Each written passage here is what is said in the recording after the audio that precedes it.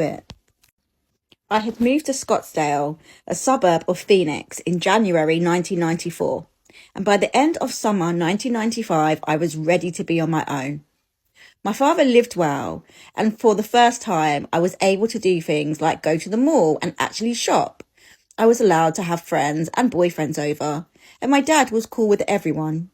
I was free.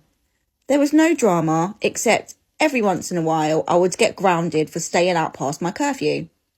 I didn't mind that because the punishment was deserved, and it never lasted too long.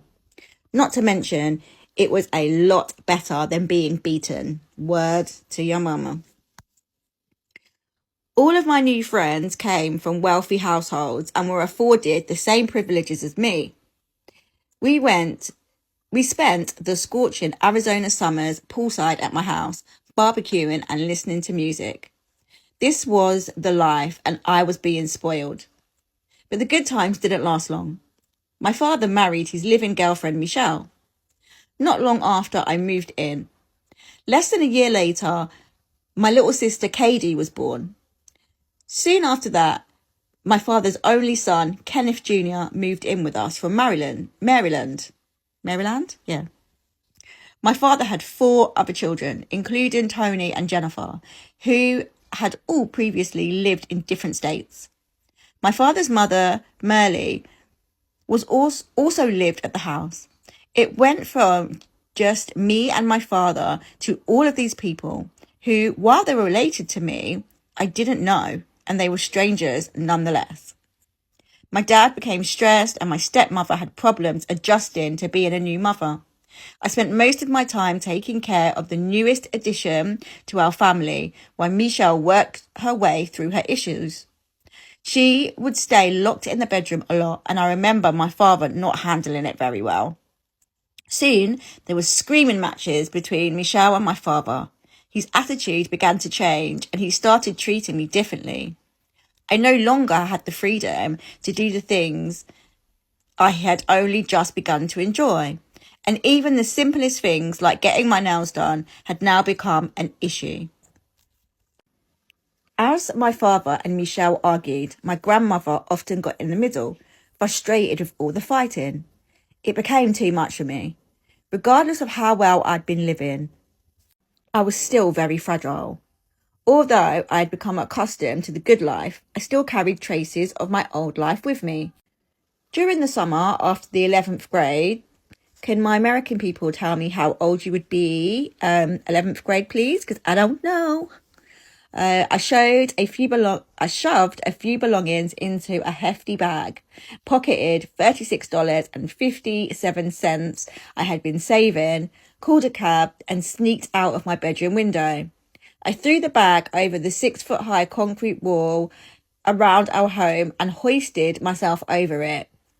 I mean, if you've only got $36, calling a cab's not the most economic use of your money, is it? But she's young, I guess. Being careful not to jump into the cacti that lined the other side of the wall. And just like that, I was gone again. The only plan I had was to get to a friend's apartment and stay there for the night. I would figure the rest out in the morning. It was such a crazy time for me. I don't remember much about where I was and what I did as I moved from place to place with friends and even strangers. I do remember feeling the way I felt living with my mother in Tampa Bay. I would much rather have been on the streets as a derelict than to feel like I was in the way. I had a boyfriend, Reggie. He was there for me. He had been on his own since he was 16. He and his mother had moved to Phoenix a few years before, but when she went back to New York, Reggie opted to stay. He was my high school love. We spent every weekend and holiday break together. He didn't attend school and was essentially a hustler who lived in a bad neighborhood. I loved the excitement of knowing that he was a bad boy. I loved the excitement of knowing that I was with a bad boy, and on many occasions would be thrilled and terrified at hearing the gunshots outside. Around that time I left home, Reggie's mum came to visit. I was instantly drawn to her. She was pretty and funny and treated both me and Reggie as if we were adults. I moved in with Reggie and his mother, and her visit ended up being permanent. Good, at least there's a freaking adult in the house, yeah? After hanging out with her for a while, she and I became friends. And she said she knew a way I could make money to support myself now I was a woman out on my own. Oh, I don't like this. I looked up to her and was happy to take her advice. It's funny how I had so much admiration for her. It's funny how I had so much admiration for her as a girl at 16, but I cannot remember her name now.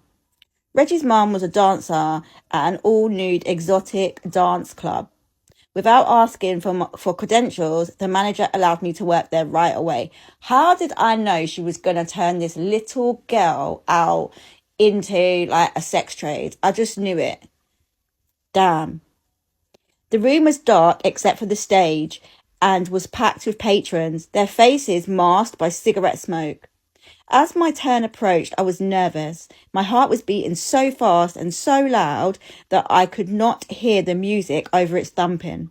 I tried to tune it all out. I had to do it. I had to make it on my own. I went backstage to change into my outfit. It was a white bikini with matching sheer long robe. The outfit came highly recommended from Reggie's mum, since white glowed in the dark under the club's black lights. The song I chose for my very first dance was Come Down by Bush. I don't know that song. The chorus blared from the speakers. I don't want to come back down from this cloud. It's taken all this time to find out what I need. Okay, I don't know who that is, but all right. I would dance to Come Down every night as my first dance. Fair enough. In the moments just before I made my debut, Santiago? Yeah, Santiago. My alter ego was born. In order to get up on that stage every night and dance like I loved and meant it, I needed to put forth a persona of a fearless woman. In order to get up on that stage every night and dance like I loved and meant it, I needed to put forth the persona of a fearless woman.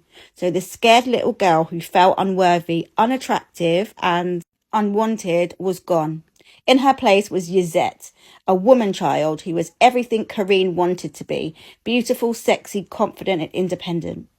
When I took those first couple of steps that led to the stage and the spotlight hit my body, the crowd began to cheer. It is all a blank. I performed without thought and movement came naturally to me. I got through it. I don't know what I did or how I did it, but whatever I did was good enough for the crowd. They went wild. The next thing I remember is holding all of my money and making my way off stage. Reggie's mother was there waiting for me with open arms. I bet she was. Now she's gonna come take some of your cash, innit? Kwasia, that's what us Ghanaians say. Anyway, you did so good, baby girl, she said. You were beautiful out there and they love you. Now hurry up, count your money and get back out there. And that's what I did, night after night. Every night I was pulling down $1,000 at the club. I was doing well, but my relationship with Reggie's mother turned sour. She was in her mid-30s at the time, and it seemed as if her heyday was over. Mine, at 17, was just beginning. When she found out I was making substantially more money than her, she didn't like it. She began to take advantage of me and started charging me ridiculous amounts of rent and would even demand that I buy her things. Our friendly relationship turned into a jealous competition, and soon I was on the road again. Good. Don't let these people take you for idiot, innit?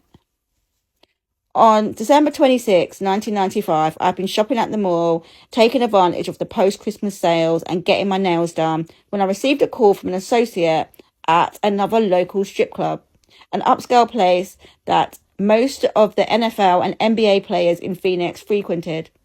I had already dated one or two players from the Arizona Cardinals and was enjoying my run as one of the most popular dancers in the city.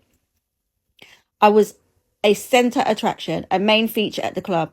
Your worth as a dancer is measured by how well you were able to hang upside down and spin from atop the 10-foot pole. It was equally important to know how to work the floor, gyrate. It was equally important to know how to work the floor, gyrating and pulsating to the music in front of the customers who lined the stage. I was a champion in both areas. I racked up back-to-back table dances where I would cuddle and caress the upper bodies of patrons. Some were strangers, but many were regulars. I had mastered a table dance trick, which was to turn the usual positions into an unexpected handstand while wrapping my legs around the man's torso. It became my signature move. I was good at what I did and was paid accordingly. One customer who paid me very well and exchanged numbers with me and called me one day to meet him and a friend for a private dance session at his friend's house. This was something I often did. Private dances for the Arizona Cardinals players and bachelor parties. They sent a chauffeur to fetch me from the mall. I walked up to the brand new 2-story home, which stood directly in centre of a welcoming cul-de-sac. I rang the doorbell. I could feel in my stomach how nervous I was about who would be answering the door. I wasn't really in the mood, but there was a lot of money at stake, which was always my motivation. The door opened and there stood Kool G Rap, an old school rapper. I didn't know who he was. I only knew his name because that's how he was introduced. I wasn't that into rap and had never heard any of his music, and his face was not familiar. My first impression was that he was unattractive. I could barely stand to look at him, damn. But he was charming and funny, and within no time made me feel very comfortable. I cannot recall a lot of what happened that night, but I do know I never did dance for him. There was something about Kool G Rap, or G as I started calling him, that made me feel protected. It may have been his 280-pound frame or the reassuring bass in his voice. I'm not really sure of what it was or if it was anything at all, but I stayed the night. He was 27 at the time, and little did he know I was only 17. The next morning, I was awakened by a sound of his booming voice laced with his trademark lisp. Hey, what's your name again? The next morning, I was awakened by the sound of his booming voice laced with his trademark lisp. Hey, what's your name again? He asked me. My eyes were barely open, and I could hardly remember who I was or where I was. I gave him the name I'd been using as a dancer, Yvette Santiago, since 16. It seemed plausible because I had a state ID, the social security card, and the W-2s to prove it. And they all stated I was 21 years old. Once I got myself together, I realised that G was on the phone with an airline booking tickets to New York for later on that night. For us. You're staying with me, he said. You're going to be my wife. Though our union would not be legal because I was a minor and not truthfully Yvette Santiago, from that day on I was his wife in every way. But there was something else he wanted. He begged me, even ordered me to call him daddy. I refused over and over again. I was strong then, and I had been on my own for a while, making my own money. It was difficult for me to let anyone tell me what to do, and even more difficult for me to give someone a title of authority. But somehow, some way, I finally broke down and said it. It drove him wild. Once we hit New York, we found ourselves at his manager's Chuck's Upper East Side Manhattan apartment, making love. It was the dead of winter and the room was ice cold. The sounds of the city swirled below, the blaring horns of taxicabs and the ear-piercing whistles of people trying to catch them. There was heavy snow on the ground, and I could hear the tires of the cars below grinding on it. Girl, I thought you said you was having sex. How can you hear all this stuff? You should only be able to be hearing you grinding on it. Anyway, I missed the city, and there was nothing sweeter than having sex in it. Just as he was close to orgasm, I yelled out, F me, daddy. The look in his eyes told it all. He was hooked. 2 weeks later, we were back in Arizona. We lived in a posh new neighborhood in a 2,500 square foot 4-bedroom house on an acre of land. The first and second stories were connected by a grand spiralling staircase, and the house was blessed with skylights throughout. It wasn't as large as the mansions I'd become accustomed to while dating and sometimes living with professional athletes, but it was beautiful. I was beginning to become used to my new home and all the rules that G insisted upon. He had a definite way of doing things, and most importantly, a definite way that he wanted me to do things. We bumped heads almost immediately. The first time G hit me, I should have left. Yeah, girl, you should have. Girls, don't let anybody put hands, fingers, toes, nothing on you. Just leave. I swear, like, you'll do better. Like, being with someone that's beating you is literally the pits of hell. We don't like living in the pits of hell. No, we don't. Anyway, he had been on the phone with another woman. While he spoke on a handset downstairs, I went upstairs and unplugged, the bass from the wall. I found his behaviour disrespectful and I had enough. It wasn't the first time I'd caught him talking to another woman. Sometimes he'd talk to them all day and didn't seem to care if I knew or not. He'd be on the phone for hours on end with woman after woman without saying a word to me. You see, now, there's something wrong with this guy. Real talk. Because why do you need that much attention? Like, why? What is missing in your life that you need that much attention? Damn. Yet I was expected to cook 4 times a day, clean the entire house and do the laundry. For what? On the day I disconnected his call, I heard his heavy footsteps storming up the staircase. I had a smirk on my face, expecting a bit of a confrontation and a quick resolve, but this is not what he had in mind. As I sat on the edge of the bed waiting for the argument, which I was sure I would win, he entered the room from my right, stood directly in front of me, and with his left hand slapped me off the bed and onto the floor. It hadn't been the first time I'd been hit. From my mother to boyfriends in high school. Boyfriends in high school, you know. Wow. And even a recent boyfriend before I met G. As a matter of fact, I'd become to expect it. See? Now that's crazy. Soon, there we were. I was the wife of a man who insisted I call him daddy and chastised me as if he was my real daddy, who gave me the rules and boundaries I'd longed for and the order and responsibility I'd been lacking, all the while ruling over me with an iron fist. Literally, from that first slap to the face, I was subservient, which was just the way he wanted me. No judgment, because just no judgment, but this is sad. I should have left. I should have grabbed my things and headed out the door. After all, I barely knew him and had been on my own before, but I was tired of running. I had nowhere else to go. My father had already told me that I would never come back to his house. That was the rule for all his children. Once you were out, you may never come back, no matter what. Nah. My child, if he needs to come back, which he won't because I'm going to set him up, but if he needs to come back, come back. The fuck? I didn't want to be a stripper anymore. I'd grown tired of the late nights and gawking men. I had been desperate for a way out. G gave me that out. He gave me a home, and soon his family became my family. His sisters and brothers became my own. I spoke to his mother, who I began to call Mum, every day. And she couldn't tell her son to stop being a dickhead. Is that what you're telling me? These mums are the worst. They really are. These enabling mums are the freaking worst. And you wonder why your son is like 45 and still single. Anyway. I hadn't spoken to my own mother in years. Admittedly, I'd stayed with G for all the wrong reasons, and our relationship could only go from bad to worse. G did, however, shower me with gifts and trips during the first few months of our relationship. I was only a teenager and hadn't learned a lot about the finer things in life.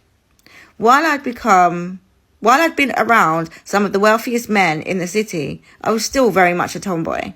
Since high school, I'd been dressing in oversized boys' clothes and never left home wearing anything but sneakers and toting a backpack. I was not as worldly as I would like to have believed I was. He taught me about perfumes and purses, changing my habit of wearing his cologne to the best of Chanel and Versace, pure perfumes, and switching my dirty backpack with the latest Dooney and Burke and Coach bags. He educated me on cut, colour and clarity of diamonds and most precious of stones. We ate well every day. Lobster tails, colossal shrimp, and the choicest cuts of beef and lamb. We drank Cristal champagne. Cristal, the Cristal errors. Cristal champagne without orange juice in the morning.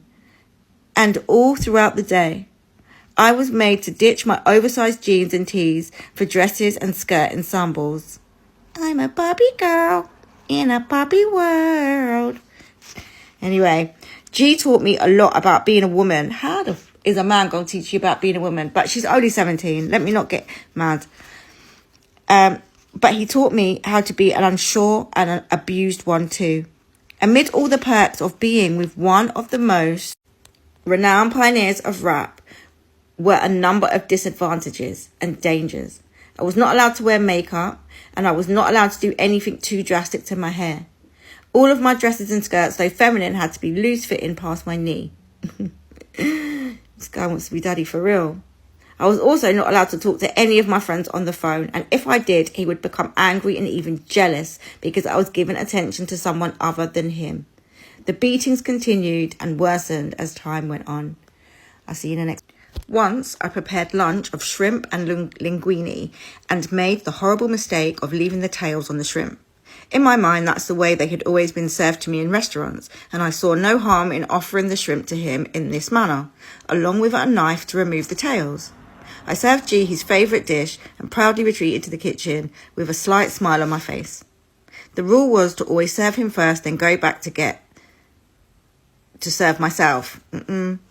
But as I loaded pasta onto my plate, G let out one of his many taunts to which I'd become accustomed to. Yo, what the fuck is the matter with you? Who the fuck leaves the tails on the fucking shrimp? He ordered me to cut off the tails of the shrimp and remake his plate, trembling and praying that I would do it right this time. I scraped the unused portion of his lunch back into the pot and began to remove the tails from the shrimp before reserving him on a new plate. I was sure that I had gotten it right this time and would be spared his wrath. Again, he yelled and called me stupid and worthless. I didn't understand. I had done what he asked. As soon as I stood in the kitchen, clutching my nervous stomach, he rose from his seat and walked towards me with his plate in hand. He rested his plate next to me on the counter with his right hand, and just as soon as he did, he slapped me with his left. Stupid fucking bitch. What the fuck is wrong with you? He screamed over me as I picked myself up off the floor. I still didn't understand. Not even after he explained. When he received the first plate, for some reason, he hadn't seen the shrimp tails before he began eating them. Once he noticed the scaly crunching in his mouth, he spit the food back into the plate.